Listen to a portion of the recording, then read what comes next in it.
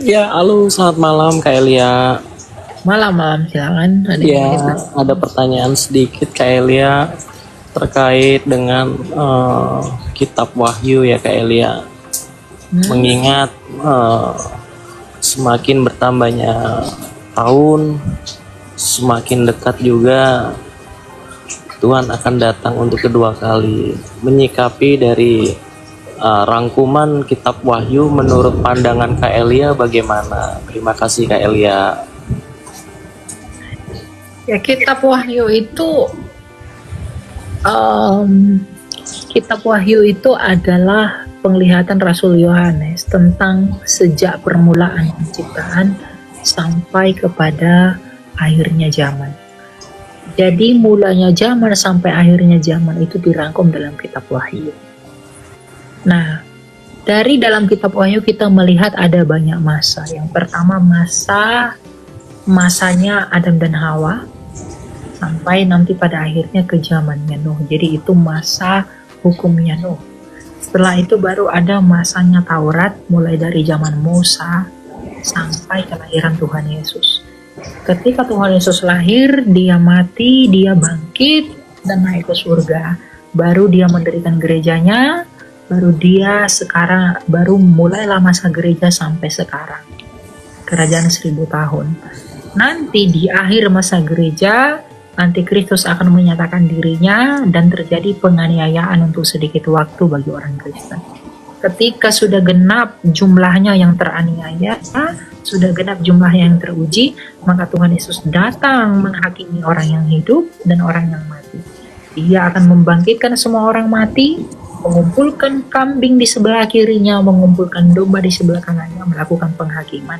Orang di sebelah kirinya akan dibinasakan dalam lautan api, orang yang di sebelah kanannya akan ditempatkan di langit bumi baru, di mana langit bumi yang lama ini akan dipulihkan menjadi baru, di mana Yerusalem baru turun dari sorga, dan kita akan hidup untuk selama-lamanya bersama Kristus di langit bumi baru. Pulih kepada tujuan yang semula. Itu adalah peta zaman dari Kitab Wahyu. Nah, apa yang perlu kita pelajari dan apa yang perlu kita highlight dari Kitab Wahyu? Kita sedang menyongsong akhir dan juga penghujung masa kerajaan 1000 tahun ini, di mana mulai terlihat nyata bahwa ada begitu banyak inisiasi penganiayaan kepada umat Allah dan umat kudus milik Tuhan. Maka yang perlu kita lakukan adalah kita harus memperkuat iman kita harus mencintai Kristus sebagaimana dia mencintai kita di dalam kebenarannya. Kita harus mencintai kebenaran, kita harus mengikut Tuhan dengan motivasi yang benar, motivasi karena kita mau rela menderita, mau rela memikul salibnya, mau diuji, mau dimurnikan, dan mau dibenarkan, dan mau dikuduskan oleh firman Allah, agar ketika hari penganiayaan itu tiba, kita tidak terkejut, melainkan kita sudah tahan uji, dan kita tidak menyangkal namanya yang kudus, dan kita akan menjadi bagian dari orang-orang kudus milik Allah. Jadi, yang dapat kita lakukan sekarang adalah kita harus mempertebal iman kita, menyongsong masa yang akan datang, menyongsong masa di mana antikristus itu menyatakan, dan kita tidak akan terkejut dengan hal itu, karena kita sudah tahu bahwa Tuhan sedang bekerja di dalam penggenapan dari apa yang dia sudah nubuatkan di dalam janjinya. Begitu. Ya. Oke, terima kasih banyak ini Kak Elia penjelasannya. Oke, ya Tuhan berkati ya. Ya, shalom Kak Elia. Ya. Silakan. Ya, saya mau bertanya tentang Kak Elia tadi menjelaskan tentang Yerusalem yang baru. Apa makna dari kita hidup di Yerusalem yang baru? Apakah ada tugas baru lagi yang diperintahkan Tuhan, atau apa sih yang kita lakukan di situ? Yerusalem baru itu bukan kota Yerusalem yang baru. Yerusalem itu dari kata Ursalim. Ur itu kota, Salim itu artinya damai. Jadi Ursalim adalah kota yang damai. Nah, jadi Yerusalem baru yang turun dari surga itu artinya adalah sistem yang baru, pemerintahan yang kudus dari Allah itu turun ke langit bumi baru, di mana sistem yang kudus dari Allah yang turun ke langit bumi baru itu akan menjadi sistem yang baru di langit bumi baru. Jadi bukan kota Yerusalem, betulan. Karena kita nggak butuh kota lagi. Langit bumi baru itu nggak ada lagi kota, nggak ada mobil, enggak. Keadaan kita pulih seperti keadaan Adam dan Hawa yang semula, yaitu pada keadaan sebelum mereka jatuh dalam dosa. Karena kan Tuhan menciptakan manusia tidak pernah untuk mati, tapi dosalah yang merusak citra Allah di dalam Adam dan Hawa. Dan ketika dosa itu merusak mereka, maka Tuhan mau memulihkan itu menjadi keadaan sebelum tanpa dosa dengan mengutus Yesus Kristus dengan mengalahkan dosa. Tujuannya apa? Untuk kembali kepada keadaan yang semula. Begitu. Jadi Yerusalem baru yang dimaksudkan, kota kudus yang dimaksudkan di sana adalah sistem pemerintahan yang dari Allah, yang damai, di mana tidak ada dosa, akan turun ke langit bumi baru dan menjadi sistem yang baru di surga nanti. Ya, keadaan di mana tidak ada lagi dosa di langit bumi yang baru. Keadaan yang demikian itulah sorga untuk kita. Begitu. Jadi bukan kota Yerusalem betulan itu. Wahyu 3 ayat 12, barang siapa menang, ia akan kujadikan soko guru di dalam bait suci Allahku, dan ia tidak akan keluar lagi dari situ, dan padanya akan kutuliskan nama Allahku, nama kota Allahku, yaitu Yerusalem baru, yang turun dari surga, dari Allahku, dan namaku yang baru. Gitu. Ya. Ya, makasih Kak Elia sudah ada penerangan sedikit aku. Iya. Jadi itu tidak tentang konsep yang harafiah, konsep betulan kota. Ya, itu bukan konsep badaniah atau ragawi Yerusalem baru itu. Tapi Yerusalem baru itu dimaksudkan bahwa dia itu kudus, begitu kudus. Nah, nanti kekudusan Allah ini akan turun melimpahi langit bumi baru. Makanya dikatakan ia berhias bagaikan pengantin turun ke bumi. Begitu, ya. Oh iya, makasih Kak Elia. Shalom. Shalom. Silakan AGP. Shalom Kak Elia. Ya, silakan. Mau tanya Kak,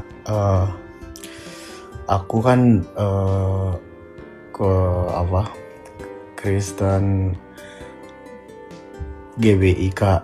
Nah, aku tuh sering dengar kayak kenapa yang di luar GBI itu sering bilang kalau gereja kita itu gereja sesat karena tentang pemujiannya itu tidak seperti pada liturginya Luther. Mohon penjelasannya Kak.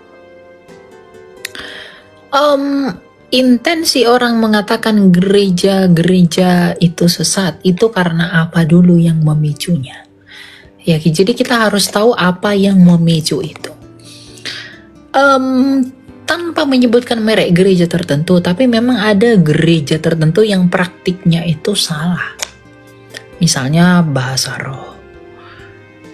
Bahasa roh itu ada sampai sekarang, tapi praktiknya itu loh melanggar kitab suci. Ya, Rasul Paulus menasehati jemaat di Korintus mengatakan bahasa roh itu harus bergantian, teratur. Tapi ada gereja yang melanggar itu dengan rame-rame, amburadul, acak-acakan, sampai jatuh rebah. Gak ada ketertiban dalam penghormatan kepada Allah. Di hadapan Allah kamu teriak-teriak, di hadapan Allah kamu rebah-rebah, di hadapan Allah kamu jatuh-jatuh, di hadapan Allah kamu bising sekali. Kamu tidak menghormati kekudusan Allah. Ya. Bagi orang lain mungkin yang lebih jauh secara radikal mengatakan itu sesat. Bagi saya itu salah. Saya belum mengatakan itu sesat.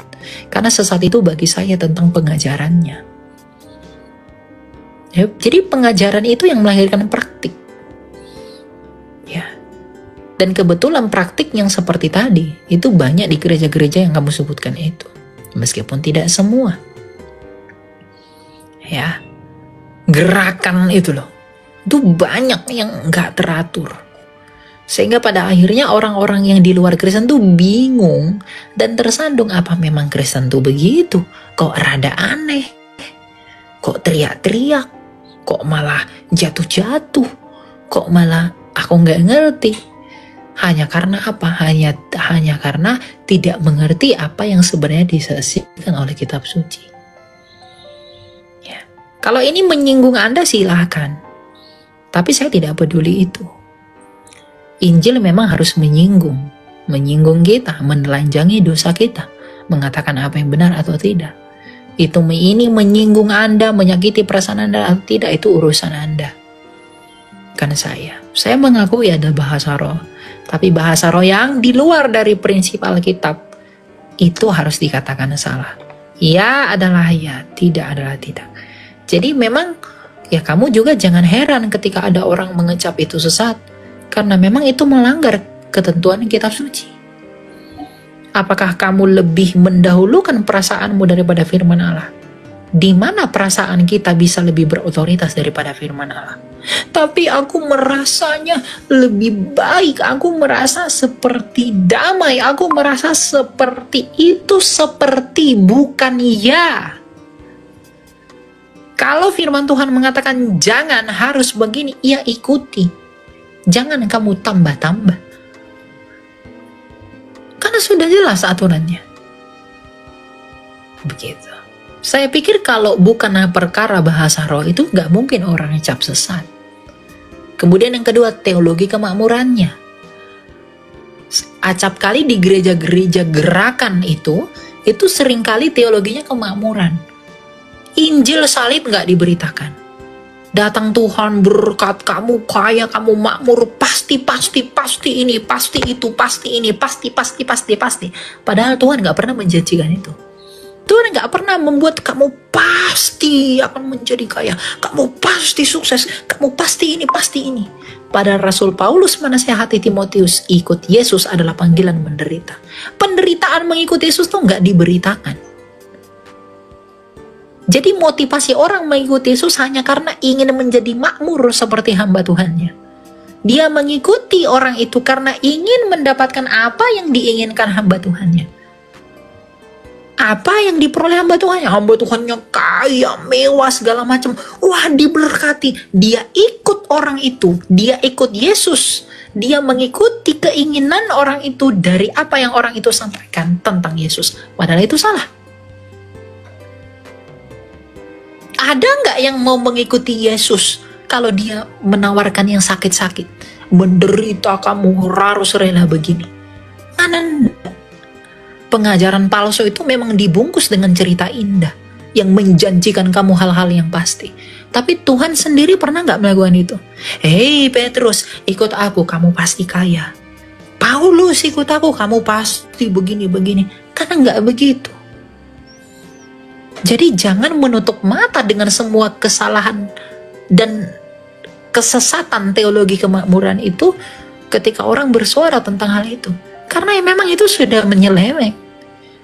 Di mana Injil dan supremasi Kristus tidak lagi diberitakan dengan sungguh. Tapi orang mengikuti Yesus hanya karena berkatnya saja. Hanya karena mau jadi dapat segala sesuatu. Tapi tidak mencintai Kristus dengan motivasi yang benar. Itu bukan hanya salah, itu sesat. Betapa banyak orang di zaman Yesus yang mengikuti Yesus karena menginginkan mujizatnya. Menginginkan apa yang dia punya. Tapi Tuhan Yesus tahu itu kan. Nah sekarang pertanyaannya sama kamu. Maukah kamu mengikuti Yesus hanya karena kamu ingin memenuhi keinginan hatimu? Atau apakah kamu mau mencintai Yesus dengan tulus sekalipun kamu menderita di dalam dia? Tapi maukah kamu mencintai dia? Memikul salibmu. Ada begitu banyak pengajaran, entah karena apa. Mereka berpikir bahwa apa yang mereka lakukan itu bisa merubah Allah. Padahal tidak. Saya prihatin dengan yang begitu. Dan kamu harus mengakui, kita harus mengakui pengajaran yang seperti itu datang dari gerakan-gerakan yang modern itu. Saya nggak menyebut gereja apa.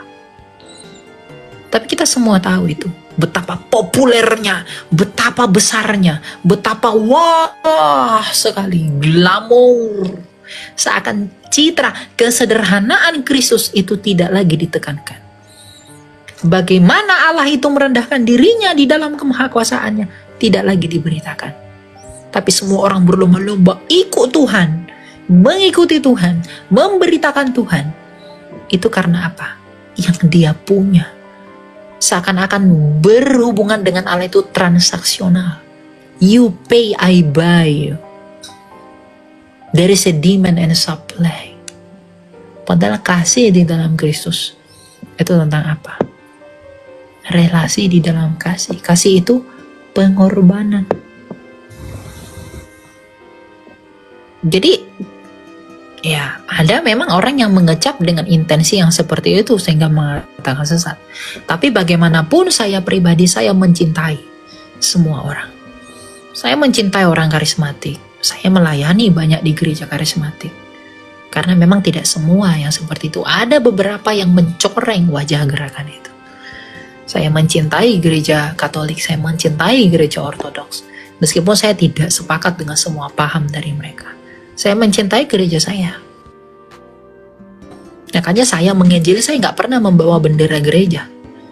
Saya nggak pernah keluar-keluar, wah aliran ini yang paling benar, aliran ini enggak. Kalau memang Kristus lagi tidak ditinggikan, motivasinya salah, bagi saya itu tidak penting. Itu nggak berguna. Jadi ujilah dirimu sendiri.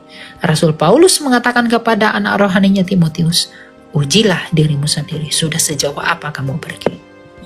Saya pun begitu, saya juga harus terus menguji diri saya. Kamu pun harus begitu. Ingat selalu hukum yang baik. Adanya reaksi karena adanya aksi. Jangan kamu membenci orang yang mengatakan yang benar hanya karena kamu tidak mau merendahkan hatimu untuk keluar dari hal yang salah. Kadang banyak orang yang, wah dia sombong sekali, dia begitu, wah merasa paling sempurna, merasa wah sombong sekali dia merasa begini-begini. Padahal sebenarnya dia mengatakan itu hanya karena dia tahu dia di dalam kesalahan itu, tapi dia tidak mau keluar dari kesalahan itu. Ada hati nurani toh, hati nuranimu yang akan menghakimimu. Gitu, ya. Makasih Kak. Satu lagi boleh nggak Kak? Ya silakan. Kalau tadi kan soal bahasa roh Kak. Kalau dari pujian penyembahan yang dilakukan oleh gerakan karismatik, menurut Kak Elia itu sudah benar atau tidak gitu? Atau ada yang salah atau gimana? Pujian penyembahan tidak ada yang salah. Semua orang bisa berekspresi dengan pujian penyembahan. Nyanyi lagu. Ada orang karismatik juga banyak kok yang tertib. Ya, menyanyi, menghayati Tuhan, ada yang sampai menangis. Itu bagus. Tapi kalau ada sampai yang ngawur-ngawur, teriak-teriak nggak jelas, jatuh sana, jatuh sini, rebah sana, rebah sini. Apa yang kita pelajari dari situ? Malah orang-orang tersandung. Walaupun penyembahan yang benar itu terlihat dari bumi. Kalau yang saya pernah dengar itu karismatik itu pujian penyembahannya tidak sesuai dengan Alkitab gitu sih Kak, karena dengan menggunakan full band dengan sorak-sorai yang begitu. Oh enggak masalah full band apa segala macam, itu kan instrumen yang mengiringi penyembahan kita. Zaman itu kan berkembang, maka penyembahan itu pun berkembang tapi tidak berubah. Paham nggak maksud saya? Tidak berubah, penyembahan tetap kepada Allah Tritunggal. Tapi ya nggak mungkin Raja Daud ketika menyembah Tuhan, orang-orang para rasul tuh ketika menyembah Tuhan tuh waktu itu nggak ada tuh organ, nggak ada alat musik, nyanyian diiringi dengan alat-alat musik seperti sekarang.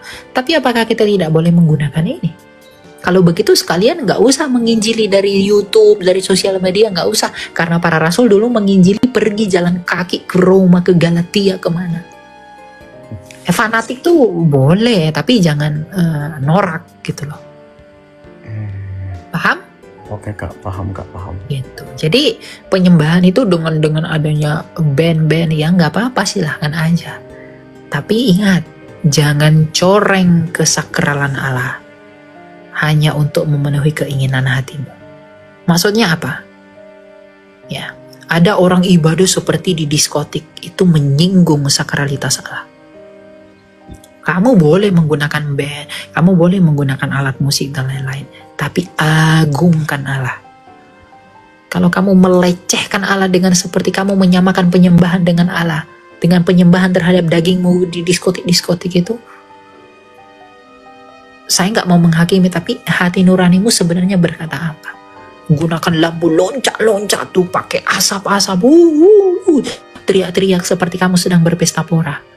Menurutmu sendiri, bukan menurut saya, menurutmu sendiri apakah Allah berkenan untuk hal itu?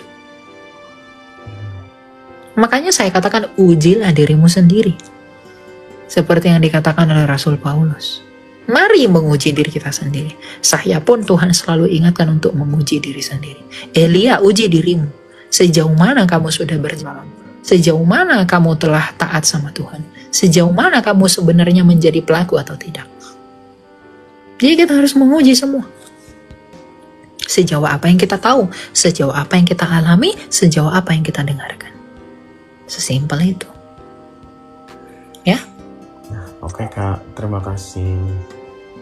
Ya. Oke, ada lagi yang mau kamu tanyakan? Udah sih Kak, itu aja. Oke. Ya, Terima ingat kasih, mas Kak. ya. Ya. Begitu. Ya, kalau ada yang tersinggung ya itu urusan Anda. Ya, ada yang marah-marah, ada yang gak suka, ada yang wah Elia begini, terserah. Saya tidak mencari rasa suka dari kalian. Apa pentingnya kalian mengkerutkan kening buat saya kalau Tuhan saya tersenyum sama saya? Apa pentingnya kalian membenci saya kalau Tuhan saya mengasihi saya? Begitu. Tuhan tahu motivasi kita berkata seperti ini apa. Ada yang motivasinya karena kebencian, iri, dengki. Saya nggak perlu mengatakan itu sama Anda. Apa motivasi saya mengatakan hal seperti tadi? Tapi Tuhan tahu segala sesuatu. Serius.